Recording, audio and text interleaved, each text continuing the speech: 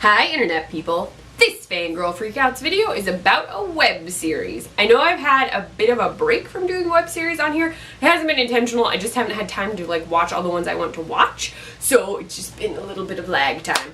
But this web series actually emailed me, which shocked me. I occasionally get emails at the Nerdy Girl Express's email account, which you can find on our website, and people ask me to read a book or check out their comics. I get a lot of comic book requests, which is great because I love comics, but this was the first web series second web series. I did get a web series contact for another web series. But the Uncanny Upshurs from Parafables actually emailed us and was like, oh, we've seen some of your videos, and sort of we think you'd like the series, you should check it out.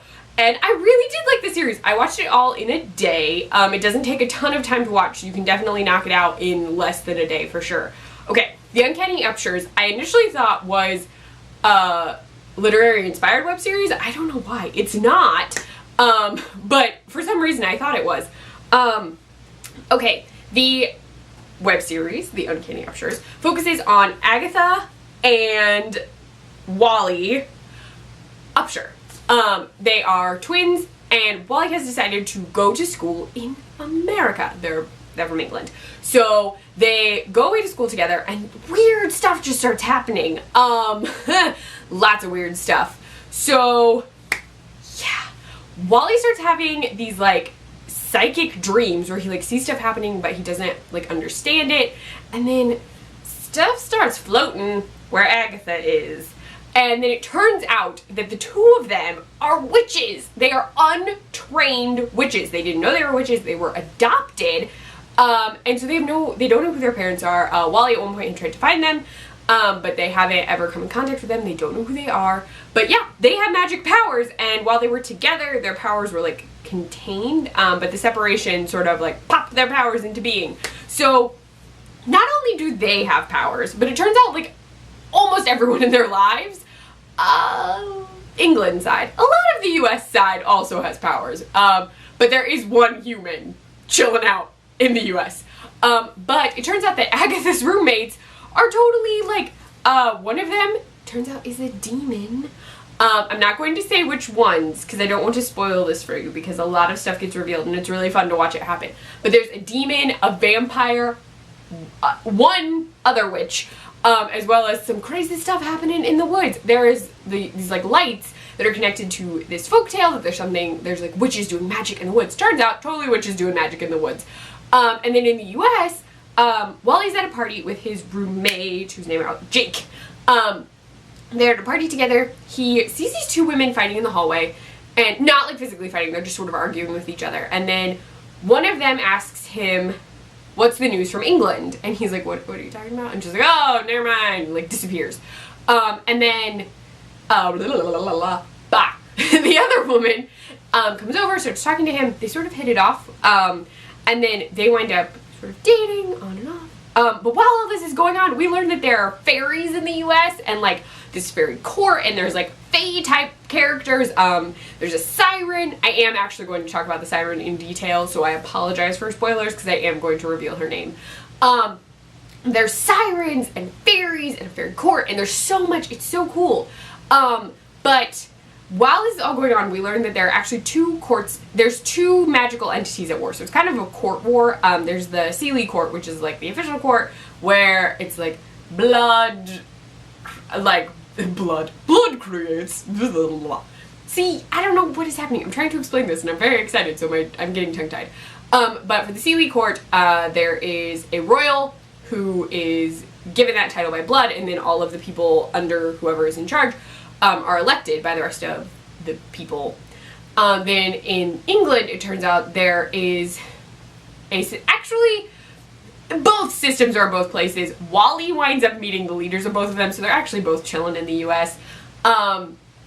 So the other group, it's led by the Lady of the Lake, which is cool. And their system is that they elect the highest leader, and then that highest leader gets to appoint everyone under them. So sort of like the British Parliament versus the US system in some situations, because it'd be like the president and his cabinet versus the queen and the parliament, if that makes sense. So all of that is going on, and it turns out that Agatha is connected to some kind of crazy magical monster, and so not only are they dealing with being in college and relationship drama and their magical abilities come into power, but now they're suddenly tapped to pick sides in this giant battle, and neither one of them really is being told exactly what's going on or who's doing what or why stuff is going on. It turns out things are super West Side Story in this business because both sides are connected to a love story that we don't find out until the end. But it is crazy. It sucks you in. There are some episodes that are a little longer than others. They vary in length between like 2 minutes, and then there's one that's like 16. The 16-minute one is a really fun, it's not a bonus episode, but I kind of want to call it a bonus episode. The US group plays this werewolves game, which I have actually played before. They play a digital version. There's like an app, I think, which I'm definitely going to have to check out because I love that werewolf game. But they play that, and it's a 16-minute episode because they play it twice. It's not technically like, it's within the canon because it is a numbered episode, but officially it doesn't, like, it's not plot connected. So if you did want to skip that episode and come back to it at the end, you could totally do that. But it's a really fun web series. The characters are really interesting, and what's really cool is there are a ton of LGBT characters, like a ton. Conveniently, I think I looked this up, one of the women behind the Uncanny Upshurs linked me to a Tumblr page that lists like a ton of web series, and you can find out so much about all of the characters from a ton of different web series, but the Uncanny Upshurs is one of them, and you can actually look up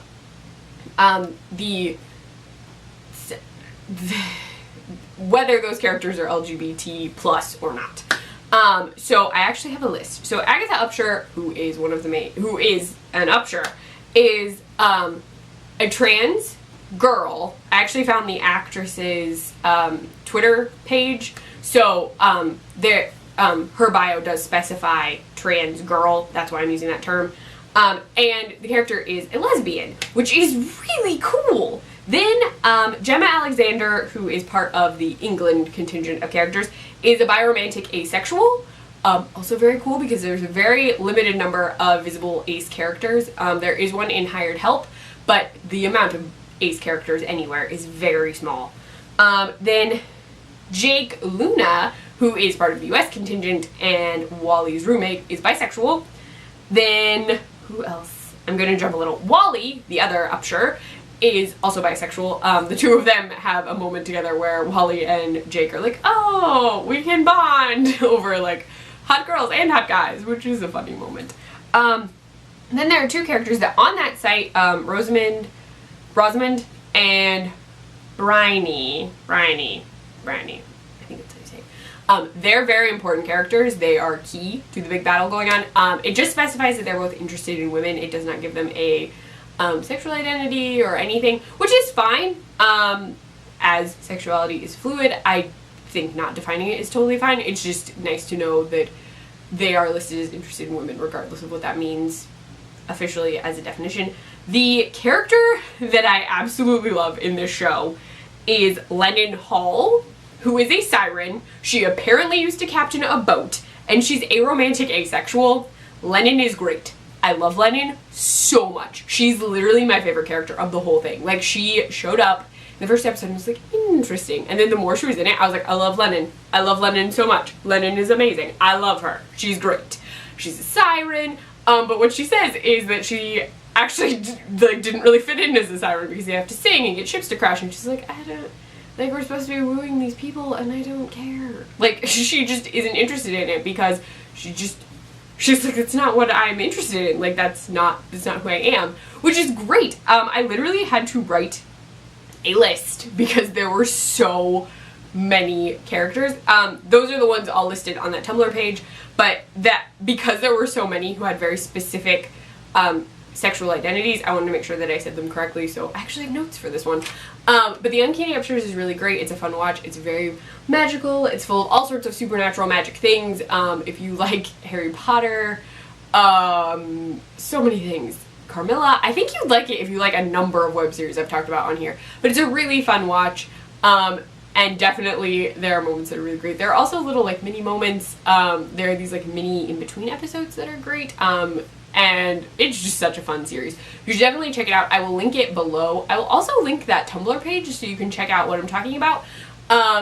So there you go. If you have made a web series or in the process of making a web series and you'd like me to check it out, or if you think it's something that the people who watch these videos / read stuff over on the Nerdy Girl Express will be interested in, let me know. I will definitely check them out. Our email address is listed on our site. It's super easy. I can also put our email address below. I don't normally think about that. You could also just tweet at me. My Twitter is @CleffNotes. You can find me on my blog, cleffnotes.wordpress.com. I write for the Nerdy Girl Express, thenerdygirlexpress.com, or on their Snapchat, the Nerdy Girl EXP, and I post recipes on the iZombieSpark website, iZombieSpark.com. Bye, Internet people.